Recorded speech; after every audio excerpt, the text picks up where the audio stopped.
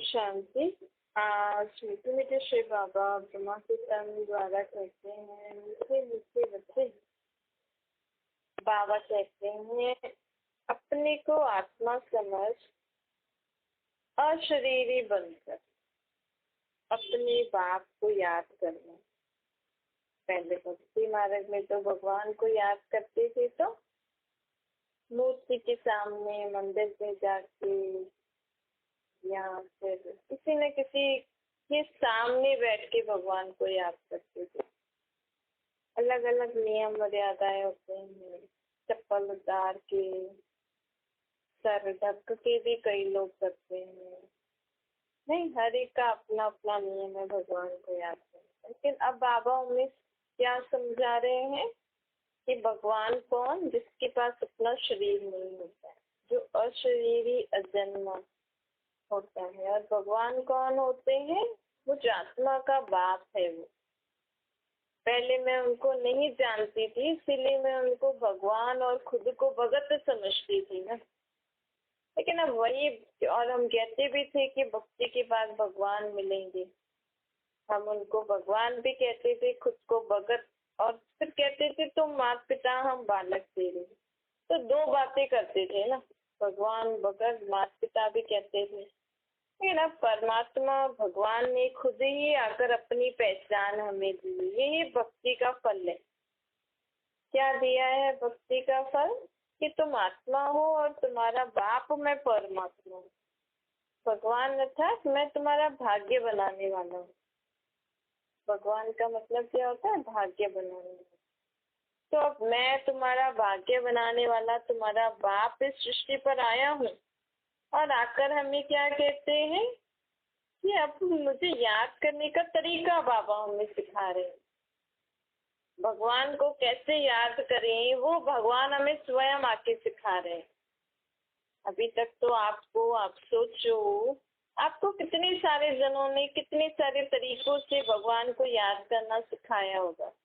नहीं, आप खुद ही अगर लिस्ट निकालोगे, किसी दिन निकालना, आज रात को या नींद नहीं आए तो बैठ के सोचना, या सुबह को सुबह सोच के सोचना, या जब भी टाइम मिले कि मैं भक्ति मार्ग में भगवान को किस किस तरीके से याद करती हूँ और किस किस ने मुझे कैसे कैसे सिखाया, मैंने किस किस को भगवान माना था।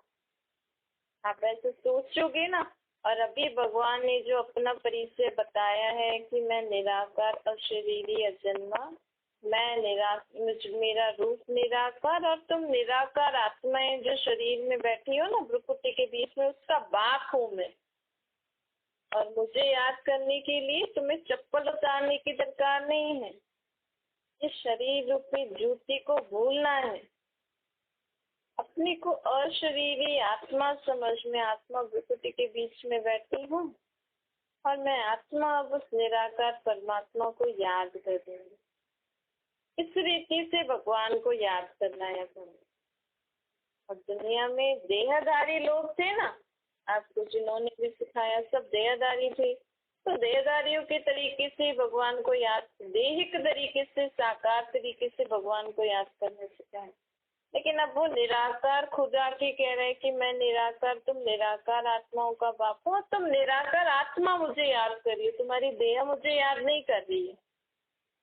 देखो, जब तक आत्मा शरीर में है तभी तक ही तो आत्मा भगवान को याद करती है ना। लेकिन आत्मा शरीर से निकल जाए तो क्या डेड बॉडी भगवान को याद करेगी? नहीं। तो कौन याद करती है भगवान को? आत्मा। तो आज तक हमने समझा, कहते हैं मेरी आत्मा दुखी है, लेकिन आज तक कभी आपने ऐसे सोचा कि मैं आत्मा भगवान को याद कर रही हूँ? कहते थे मेरी आत्मा, मेरी आत्मा। लेकिन मैं आत्मा हूँ, प्रकृति के बीच में बैठी हूँ, मेरा रूप निराकार ज्योतिर्बिंदु, और मैं परमधाम की रहने वाली, मेरा बाबा भी वहाँ रहता है, वही मेरा बाप है। उनको मैं याद कर रही हूँ क्योंकि मुझे दुख है, मुझे यहाँ परेशानी हो रही है, मुझे सृष्टि में रहते हुए इन विकार, बुराइयों से, दुखों से परेशानी हो रही है। इसीलिए मैं आत्मा घड़ी घड़ी भगवान को याद करती हूँ। लेकिन मुझे भगवान का परिचय नहीं था, इसलिए मैंने उनको स्थूल चीजों में, साकार चीजों में, मूर्तियों में, पानी में, प्रकृति में भगवान को ढूंढा और याद किया। लेकिन अब मुझे स्वयं भगवान आके क्या कह रहे हैं कि अपने को अशरीरी आत्मा समझ और मुझे निराकार रूप में याद करें। ये तरीका सिखा रहे हैं बाबा हमें। और वो भगवान कौन से संबंध में याद करना है हमें? बाप के संबंध। अब संबंध भी पक्का करा रहे हैं बाबा। अब भगवान के संबंध में मुझे याद नहीं करना। कौन से संबंध में याद करना? बाप के संबंध में। तो ऑटोमेटिकली आप बच्चा और बाबा बाप, तो फिर माँ बाप और बच्चा किस तरीके से संबंध में आता है वो तो आपको पता ही है ना। क्या बाप बच्चे को घड़ी घड़ी, क्या बाप बच्चे से मिलेगा या बच्चा बाप से मिलेगा? तो बच्चा क्या घड़ी घड़ी बाप को, बाप के आगे सर झुकाएंगे, बार बार उनके पाँव छुएंगे, बार बार उनको हाथ जोड़ेंगे, हाथ जोड़ के बात करेंगे, आंखें बंद करके बात करेंगे, कुछ मांगेंगे कि अधिकार से बात करेंगे? अब सोचो बाप और बच्चे का संबंध क्या होता है। वैसा ही संबंध आपको और बाबा का होना चाहिए। अब बाबा को भगवान समझ के बार बार उनको हाथ नहीं जोड़ना, बार बार उनके आगे सर नहीं झुकाना। बाबा के तो पाँव ही नहीं है तो पाँव कैसे पड़े, पर फिर भी सर झुकाने की आदत होती है ना। अब बार बार सर नहीं झुकाना, हाथ नहीं जोड़ना, बाबा से कुछ मांगना नहीं, अधिकार से बोलना, बाबा आ जाओ, ये तकलीफ हो गई है, प्रॉब्लम हो गई है, बाबा मुझे ये शक्ति चाहिए, बाबा मुझे डर लग रहा है, बाबा मुझे समझ में नहीं आ रहा है, बाबा देखो ये मेरे को ऐसा बोल रहे हैं, मुझे अच्छा नहीं लग रहा है, बाबा आज मुझे क्रोध आ रहा है, बाबा मेरा मूड ठीक नहीं है, बाबा मुझे अच्छा नहीं लग रहा है। अधिकार से बोलना है। हम बाबा के बच्चे हैं ना। जिस बाबा को हम नहीं पहचानते थे और हमने अलग अलग मूर्तियों के जरिए याद किया, वो बाबा का रूप भी पता लग गया और संबंध भी पता लग गया। चाहे बाप कोई सा भी संबंध निभा सकते हैं। अगर आपको साजन का संबंध अच्छा लगता है तो बाबा को साजन बना लो, आप सजनी बन जाओ। आपको बाबा को बेटा बनाना है तो बेटा बना लो, बेटी बना लो, माँ बना लो, भाई बना लो, सखा बना लो। कभी आपका देह ठीक नहीं है तो बाबा को डॉक्टर बना लो। बाबा आपकी देह ठीक नहीं है, आज आपकी देह को बुखार आ रहा है, अब आप देखिए कैसे क्या करें। बाबा की देह है, बाबा मेरी देह नहीं, ये आपकी, क्योंकि कहते हैं ना सब कुछ तेरा है, कहते हैं ना, तो तेरा करो। बाबा आज आपकी देह की तबीयत ठीक नहीं है, बाबा इस देह से संबंधित जो संबंधी है ना, जो आत्माएं आपके बच्चे, वो मेरे साथ ऐसे ऐसे करती हैं, मुझे ऐसा बोलती हैं। बाबा जो आप चीजें यूज कर रहे हो तो सभी बाबा की चीजें समझ के यूज करो। बाबा आपके घर में ये चीज की कमी है, आपके घर की ये चीज खराब हो गई, बाबा आपके घर में धन की कमी है, आप क्या करें, कैसे करें। बाबा आपके बच्चे पढ़ाई नहीं पढ़ते हैं, बाबा आपके बच्चे शैतानी करते हैं। इस रीति से ना मन ही मन में बाबा से कनेक्शन जोड़ो, बाबा से बातें करो, क्योंकि इस समय आप किसी की भी मदद नहीं कर सकते और ना ही आपकी कोई मदद कर सकते, क्योंकि सभी आत्माएं दुखी परेशान है ना। आज आप किसी से मिलोगे तो वो आपसे क्या शेयर करेंगे, आप खुद ही सोच सकते हो। या तो अपनी कोई परेशानी शेयर करेंगे या किसी के बारे में बताएंगे कि फलाने ने उनके साथ ऐसा किया, या अपनी देह की कोई बीमारी बताएंगे, या दुनिया की परेशानियों की, या पेट्रोल गैस, जो भी दुनिया का राशन वगैरह महंगा हो रहा है, सब परेशानी की बातें बोलते हैं ना। तो आप में इतनी शक्ति है क्या आप दूसरों की परेशानियों को दूर कर सके? नहीं, औरों में शक्ति है। आपकी देह में ठीक नहीं है, आपको दर्द हो रहा है, वो क्या बोलेंगे? डॉक्टर को दिखाओ, भगवान को याद करो, यही बोलेंगे ना। तो आप पहले से ही भगवान कौन है वो जानते हो, पहले से ही उनसे बात, उनको ही बता देना ना, किसी और को बताने में टाइम वेस्ट क्यों करते? नहीं, आप पहले से जिसको, हमें तो भगवान की पहचान मिल गई ना, यही पहचान ही भक्ति का फल है। जो कहते हैं ना भक्ति के बाद भगवान मिलता है और वो आकर हमें भक्ति का फल देंगे। यही जो पहचान है ना, मैं आत्मा और वो परमात्मा है, मैं उनका बच्चा हूँ, वो मेरा बाप है। बाप और बच्चे का संबंध, मेरा और बाप का यथार्थ नाम रूप पहचान ही भक्ति का फल है। और बाबा जो हमें सृष्टि चक्र का ज्ञान देता है कि इस सृष्टि पर पहले तुम कितने सुखी थे, फिर तुम अभी दुखी क्यों बने हो, ये तो समझ बाबा दे रहे हैं ना, यही भक्ति का फल है। तो आपको भक्ति का फल मिल गया ना, आपको भगवान की पहचान हो गई। अपने आप से पूछना, क्या बरोबर यही निराकारी भगवान है या कोई और भी है अभी और भगवान? यही मेरे लिए भक्ति का फल है या कुछ और आपको फल चाहिए? चाहिए तो उनको ही बोल देना कि मैंने तो सोचा था आप मुझे भक्ति का फल ये देने आओगे। उनको ही बोल देना निराकार रूप में याद से। देखो बाबा हमें कहते हैं कि बच्चे तुम मुझे इस रीति याद करोगे ना तो तुम्हें स्वर्ग का बच्चा भी मिलेगा। क्योंकि अगर तुम मुझे बाप समझोगे तो बाप बच्चों को क्या देता है? वर्षा। माँ जन्म देती है ना, माँ द्वारा बच्चे का जन्म होता है, लेकिन बाप द्वारा बच्चा मिलता है ना। माँ ही तो बोलती है ना ये आपके बाप है, बच्चा तो ज्यादा माँ की गोद में ही रहता है ना। इसे अभी भी शिव बाप ने ब्रह्मा के मुख द्वारा हम ब्रह्मा के मुख द्वारा हमने जन्म लिया है। शिव बाबा ने अपनी पहचान दी है, लेकिन ब्रह्मा के थ्रू दी ना। हमें पहचान तो थ्रू ब्रह्मा के मिली ना, तो ब्रह्मा हमारी माँ हो गई। फिर शिव बाप हमारे शिव बाप हो गए। शिव बाप ने ब्रह्मा तन में आकर हमें ये ज्ञान दिया, पहचान दी कि तुम कौन हो, मैं कौन हूँ। लेकिन बीच में ट्रू कौन है? ब्रह्मा।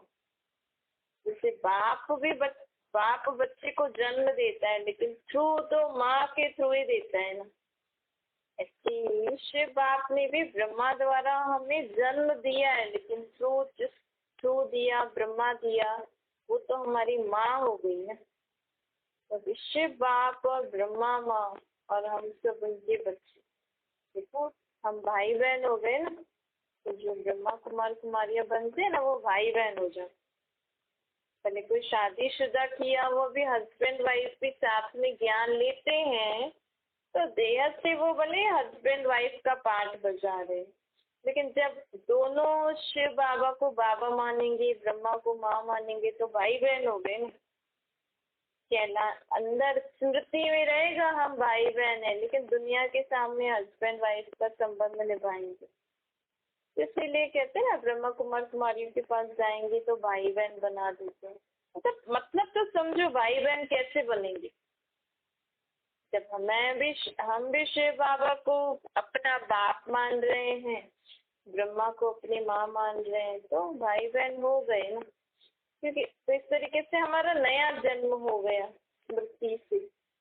लेकिन कलयुग की दुनिया के हिसाब से हम हस्बैंड वाइफ है, और वैसे भी हर एक आत्मा आत्मा भाई भाई है ना।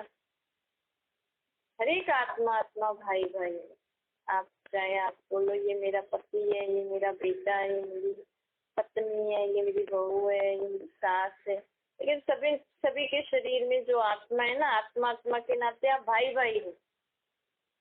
आप भाई भाई के नाते इसको स्मृति में रखोगे ना, एकांत में इसका अभ्यास करना, तो देखो आपके तो क्या होगा, हमारे जीवन में जो भी कड़ाहट होती है ना, समझो सास बहू के बीच में कुछ है अनबन, लेकिन आपने एकांत पे बैठ के चिंतन किया कि ये आत्मा मेरा भाई है, हमारा बाप परमात्मा है, हम दो आत्माएं परम धाम की रहने वाली हैं। इस जन्म में हमारा जो भी हिसाब किताब है पिछले जन्मों का वो हम चुकता कर रहे हैं, पर हम अच्छी आत्माएं हैं ना, ये भी अच्छी आत्माएं हैं। इस समय ये मेरे बहू का पार्ट बजा रही है, लेकिन ये बहुत अच्छी आत्मा है। हमारा हिसाब किताब है जिसके कारण ये ऐसा मेरे से व्यवहार कर रही है, लेकिन है बहुत अच्छी आत्मा। तो आप उनकी ऐसी कमी कमजोरी ऐसी बातों को भी आप इग्नोर करना, माफ करना सीख जाएंगे। आपके संबंध अच्छे हो जाते हैं।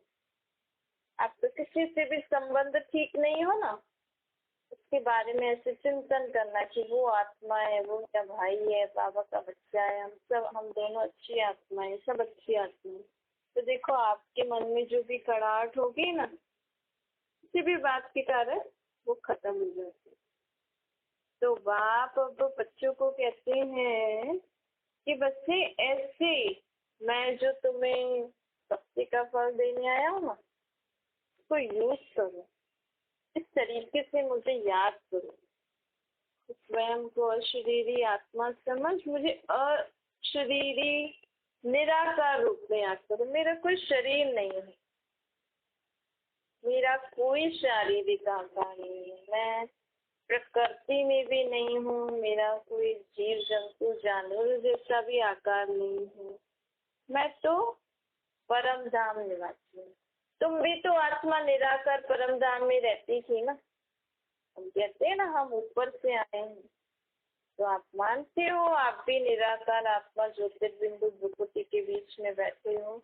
असल में आप परम धाम की वासी हो। तो मैं भी परम धाम की वासी, बाबा भी परम धाम का वासी। अब बाबा मुझे सृष्टि पर फिर से भक्ति का फल देने आए हैं और स्वर्ग का वर्षा देने आए हैं। क्या देने आए हैं?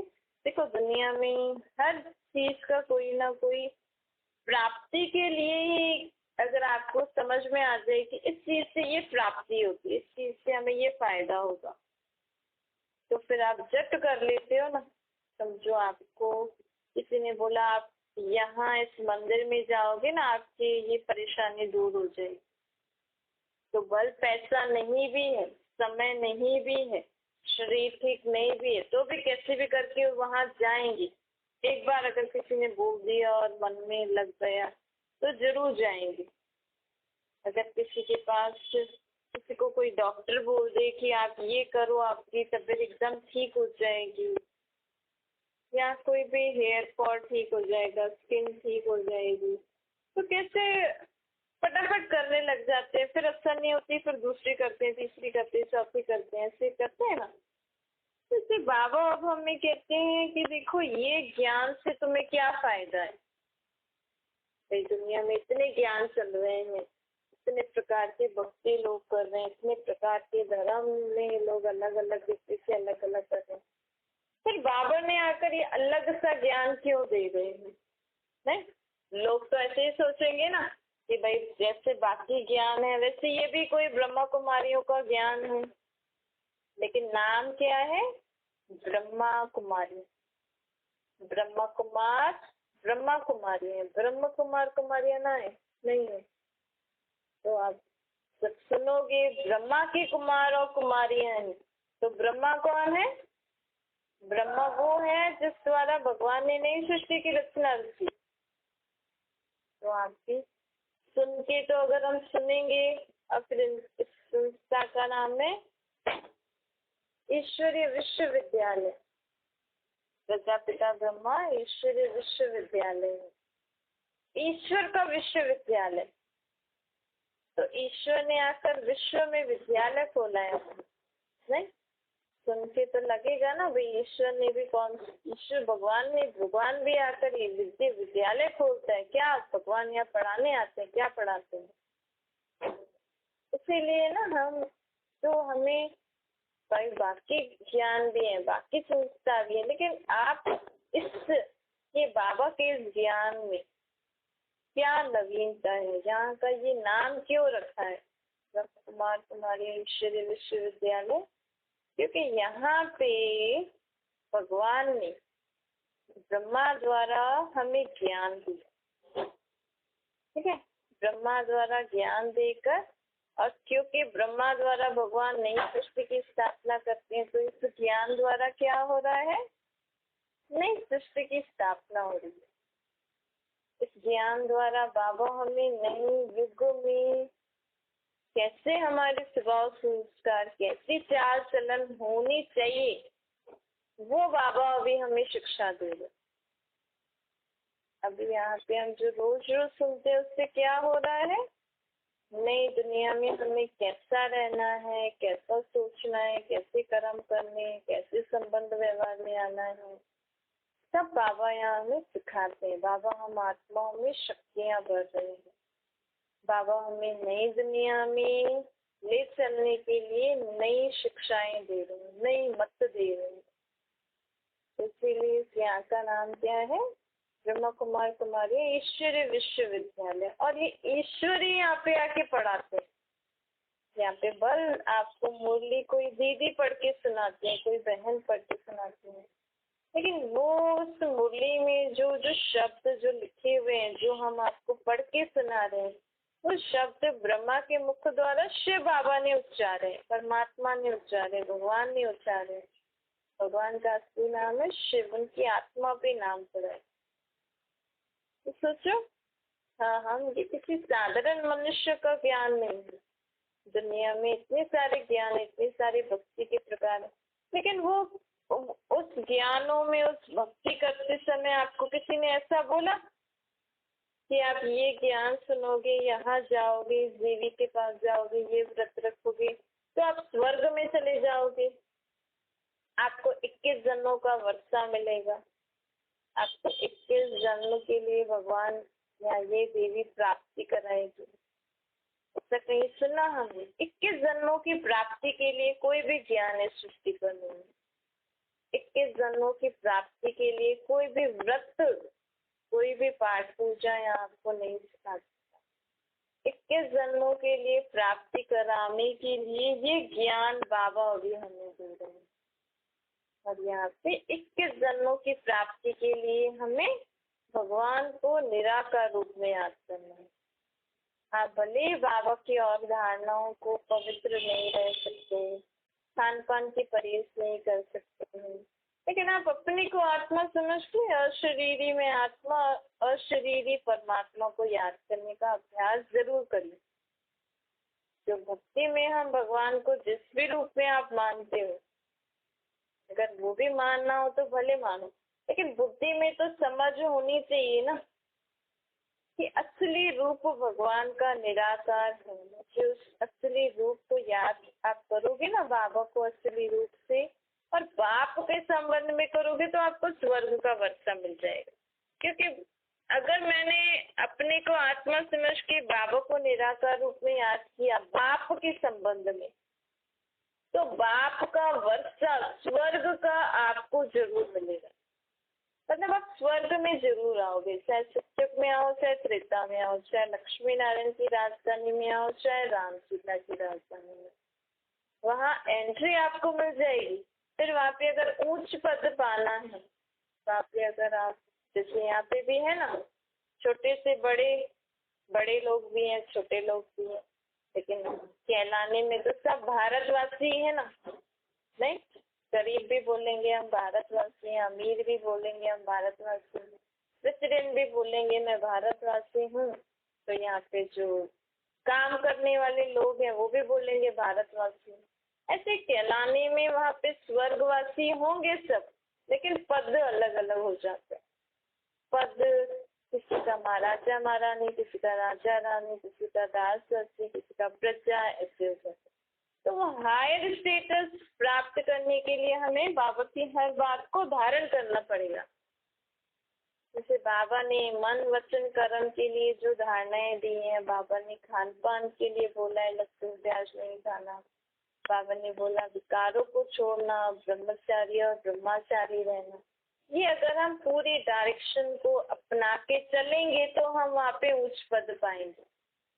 नहीं तो सिर्फ बाबा को निराकार रूप में याद करते रहेंगे ना, तो हम स्वर्ग में जरूर आएंगे। क्या मीठी मीठी सिक्किम के बच्चों प्रति माता पिता बाप दादा का याद प्यार और गुड मॉर्निंग। रूहानी बाप की हम सभी रूहानी बच्चे को नमस्ते। हमारी भी रूहानी माता पिता बाप दादा को याद प्यार गुड मॉर्निंग और नमस्ते। वरदान है हर सेकंड हर खजाने को सफल कर सफलता की खुशी अनुभव करने वाले सफलता मुहूर्त। बाबा कहते सफलता मुहूर्त बनने का विशेष साधन क्या है?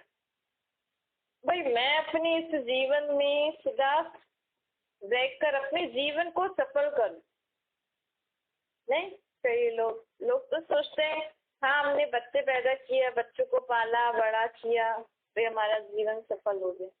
लेकिन ये काम तो पक्षी भी कर रहे हैं। नहीं, पक्षी भी अपने लिए घोंसला बनाते हैं, बच्चे पैदा करते हैं, उनको पालते हैं, उनको उड़ना सिखाते हैं, लायक बनाते हैं। नहीं, तो मनुष्य में तो कुछ डिफरेंस होना चाहिए ना। हमारा जीवन जानवरों जैसा तो नहीं होना चाहिए ना। हमारी मनुष्य आत्मा में इतनी अच्छी बुद्धि है तो बुद्धि का यूज करना चाहिए ना। तो जीवन को सफल कैसे करना है? अपना हर श्वास, मेरा हर सेकंड, मेरा हर बोल, मेरा हर कर्म, संबंध संपर्क, जिसके भी संबंध संपर्क में आ रही हूँ ना, वो ऐसा होना चाहिए कि लोग मुझे दुआएं दें और मैं उनको दुआएं दूं। मतलब मेरी सोच भी सबके लिए अच्छी, मेरे कर्म भी अच्छे, मेरे बोल भी अच्छे, मेरे संबंध व्यवहार में जो मैं आ रही हूँ वो भी अच्छे। ऐसे अपने व्यर्थ नहीं गवाना। मतलब मन में कोई भी विचार चल रहा है, चलने दो। नहीं नहीं, क्यों चले? स्टॉप करना है, उसको चेंज करना है, नेगेटिव को पॉजिटिव बनाना है, फालतू को विचार को शक्तिशाली बनाना है। हमारे बोल ऐसे होने चाहिए कि जिससे लोगों को कुछ प्राप्ति हो। आप किसी से मजाक भी करो ना तो फिर उसको उस बोल से, उस मजाक से भी उस मनुष्य आत्मा को प्राप्ति हो, कुछ मिले। आपके कर्म ऐसे हो कि लोग आपके कर्मों से सीखें। आज किसी के कर्म ऐसे, खाना बनाने का स्टाइल अच्छा होता है, चलने का, उठने बैठने का, तो कहते हैं ना मैं इनको देख के मैंने सीखा ये ऐसे करते हैं। पहले मुझे नहीं आता था लेकिन मैंने इनको जब से देखा है ना तब से मैं करना सीखी, तब से मुझे ये बनाना आ गया है, तब से मुझे ये ऐसे संबंध में आना, बोल चाल करना, ये मैं तब से सीखी। तो बाबा की याद में रहकर हम हर संकल्प सोचेंगे ना, बोल बोलेंगे, कर्म करेंगे, संबंध व्यवहार में आएंगे, तो ऑटोमेटिकली आप किसी को अपनी हर सोच बोल कर्म से कुछ न कुछ देते जाओगे, गुण शक्तियाँ समझ। इससे हमें सफल करना है। यहाँ पे बाबा ने जो हमें ज्ञान गुण शक्तियों का खजाना दिया है ना, वो औरों को बांटो। जिसको खुशी चाहिए बाबा की याद में रहो, बाबा ये भी आत्मा खुश रहे, इसकी दुख दूर हो जाए, ये भी सुखी हो जाए, ये भी शांत हो जाए, इसकी बीमारी ठीक हो जाए, बाबा इसका ये कर्म वो ठीक चुकतो हो जाए। ऐसे ऐसे करके ना मन में सदा किसी को कुछ न कुछ देते जाओ, अच्छा सोचते जाओ, दुआएं देते जाओ और दुआएं लेते जाओ। सबसे सहज जीवन में सफलता प्राप्त करनी हो ना तो बाबा कहते एक ही काम करो, दुआएं दो और दुआएं लो। ऐसा कोई काम नहीं करो जिससे लोग आपको बदुआ दे। अगर दे भी दी ना किसी ने आपको, आपने अच्छा किया, उसने नहीं समझा, उसने आपको बदुआ दे दी। कभी कभी होता है ना, हम किसी के लिए अच्छा करते हैं, किसी को बोलते हैं नहीं सब ठीक हो जाएगा, अच्छा हम तो अपने हिसाब से अच्छे से बोलते हैं, लेकिन सामने वाला बोलता है आपके साथ हो, आपके बच्चों के साथ हो तो पता लगे, दुख में बोल भी देते हैं। तो आप उसको मन में नहीं रखना। किसी की भी हमें कहते ना इसने मुझे बदुआ दी, इसने मुझे गाली दी, इसने मेरी इंसल्ट की, वो कब लगती है हमें? जब हम उसको मन में रख लेते हैं, मतलब मन में उसके बारे में विचार करते हैं।